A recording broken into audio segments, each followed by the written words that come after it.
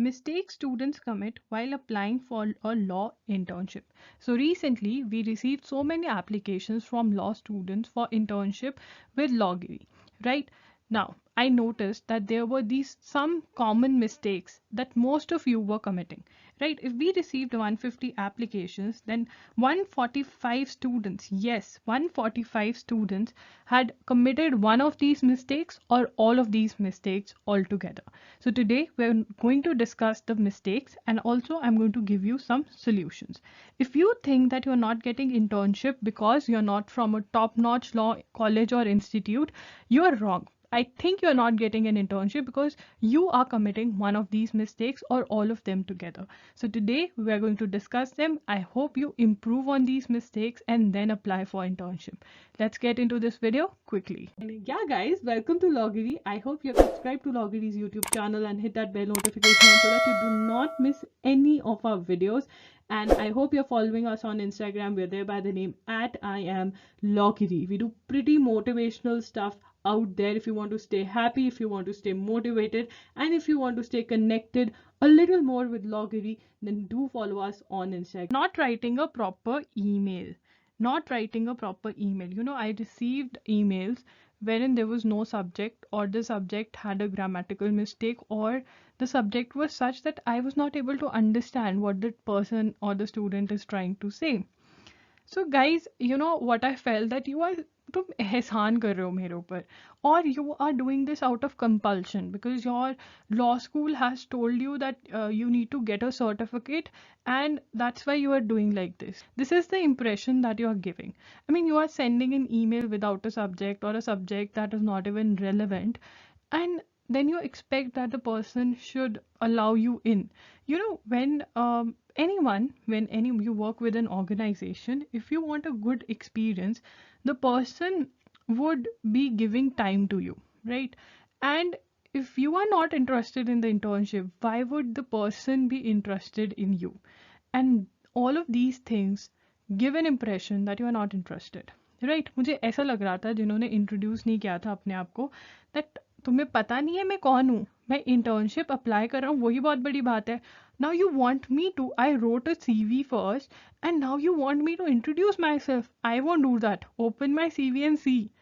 And then you come back and tell me that we are not getting internships. Who will give you an internship if you are not, like, if you are showing in the first email itself that you are not interested, right? So just writing a subject as applying for internship or application for internship is not enough. You need to introduce yourself. There needs to be a brief formal introduction that also includes the purpose of applying, duration for which you want to intern, and a bit about your past experience. The best achievement of yours can be mentioned. Basically, you need to attract the reader or force the reader to go through your CV and cover letter. It is very important that you attract the reader. Have you observed a salesperson when he or she is selling their product? You know, they attract the customer towards them, right? Don't they? Have you ever been to Miniso?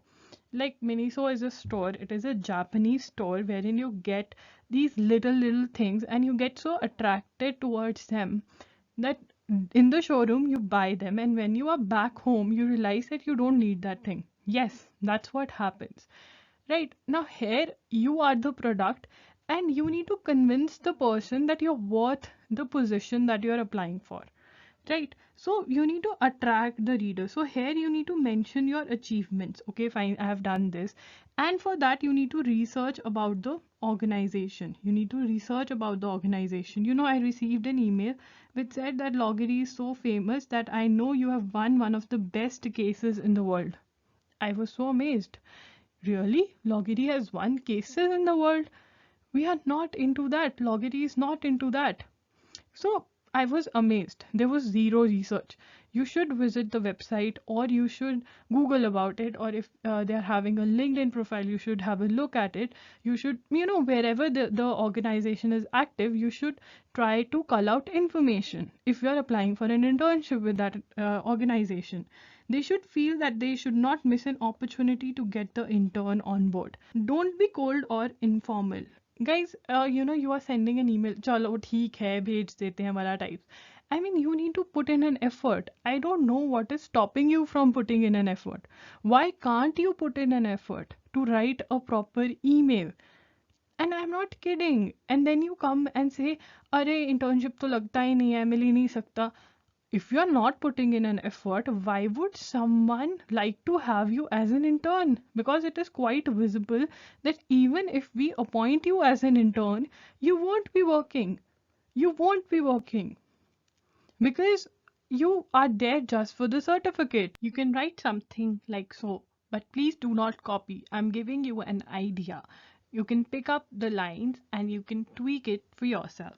Right? Subject line, internship application. Respected sir or ma'am, salutation is very important. My name, introduction, right? And I am a student of so and so year studying in so and so college. I was thrilled to see an internship opportunity advertised on your website, community page, LinkedIn, from wherever. Mention from where you got to know.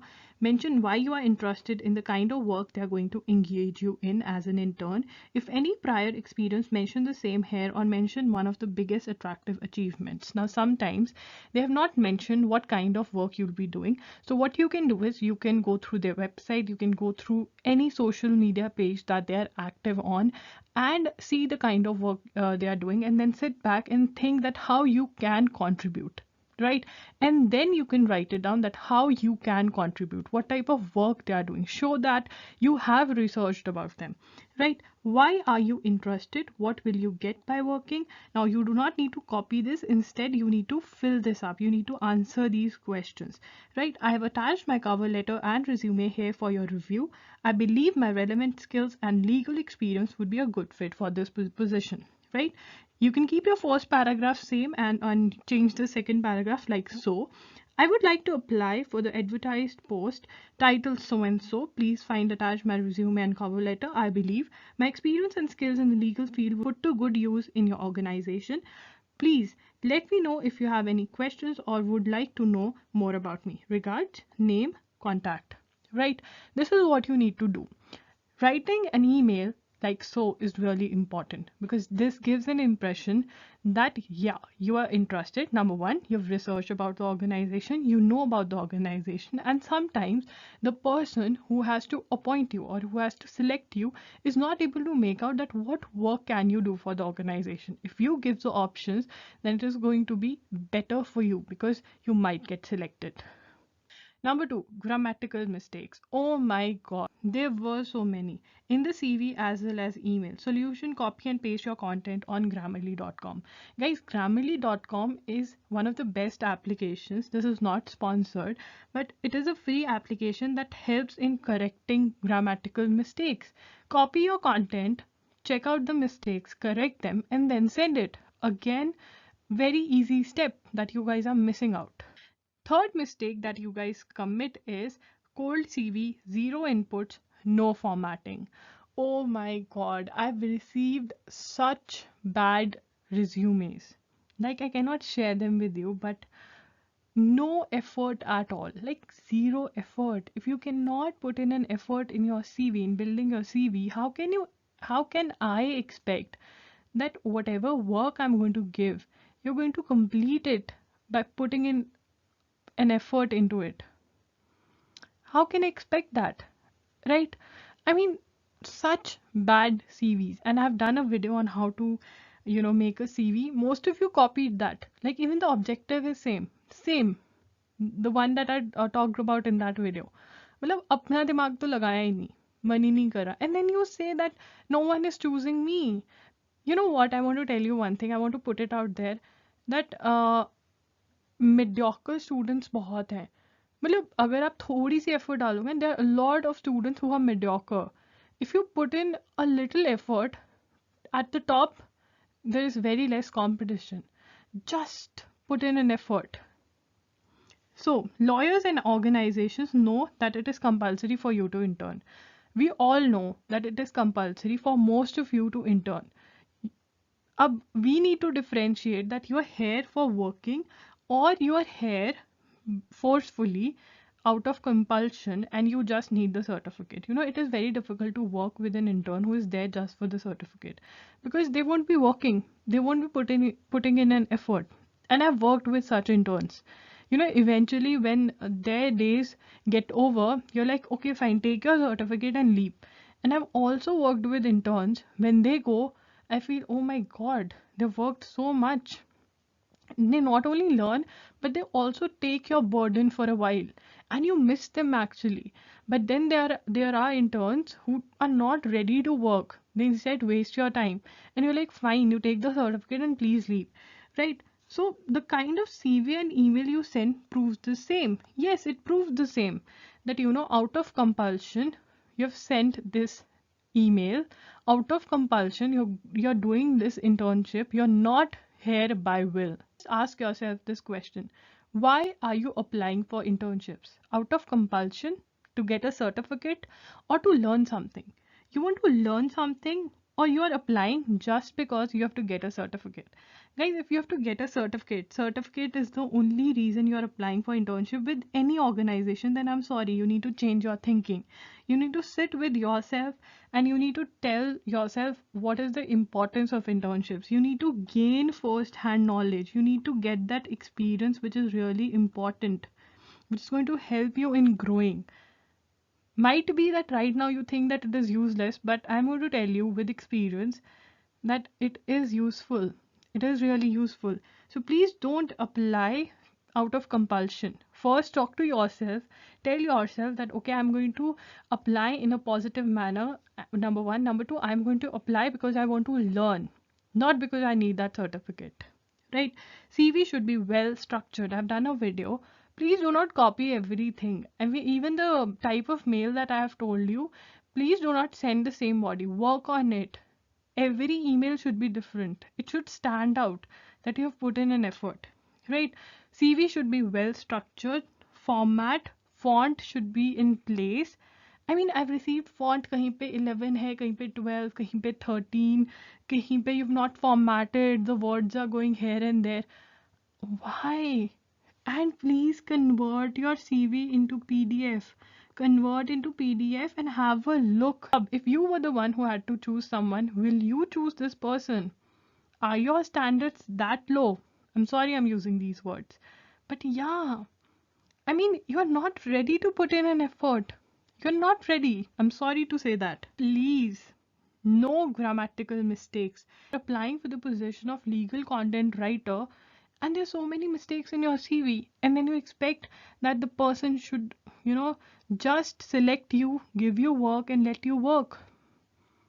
I mean, the person who was to choose, like, I was not the one who was choosing, it was someone else. And she told me this only, that if I choose this person, then we will have to edit this article for, say, 4 to 5 hours first, and then we'll be able to do something with it. Because there's so many mistakes in the CV itself.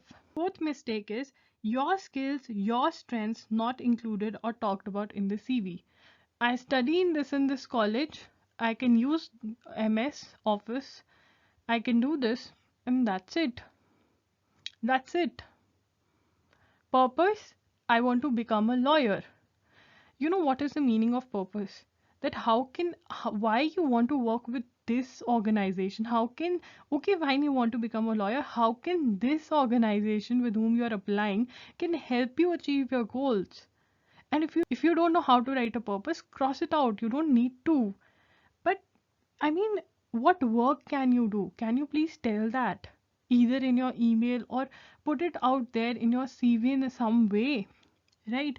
What are the skills that you have? Okay, fine, you can use MS Office, but then what?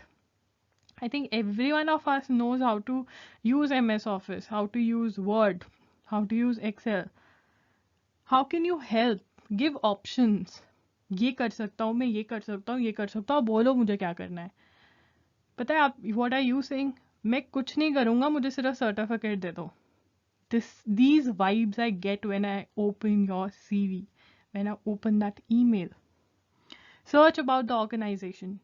Someone said that Loggery is a litigation firm, and I want to learn how to argue and how to draft from you guys. And I know you have worked in one of the top cases of India. That is why I am applying. I shared this email with everyone who was sitting in the office and we had a good laugh. Because Logiri is an educational channel. The website is also for educational purposes. I mean, no research. The person had copied and pasted anything and everything. Please research about the organization. I mean, don't apply ऐसे ही कुछ भी उठाकर मत लिख दो. Next is no experience, your mistake. Nothing to prove you can. Now, there are people who have no experience, right? Now, earlier I used to be like, okay, fine, nahi experience, it's okay. There are two types of extracurricular activities. Two types of extracurricular activities. Number one is individual. And number two is team, right? In team. Individual, you can go for research paper writing, you can have a LinkedIn profile, and you can write articles, you can have a blog, you can write articles. Right now, if you have not participated in an extracurricular activity, because the pandemic is there, but everything is on virtually, moot courts are happening virtually, everything is happening virtually. Still, if you have not participated in any moot court competitions or debate competitions or anything of that kind, leave the team thing. You're not even putting in an effort at your own level. You're not putting in an effort. You guys do not have a LinkedIn profile. You've not written anything. Prove to karo कि you have the dedication to do something.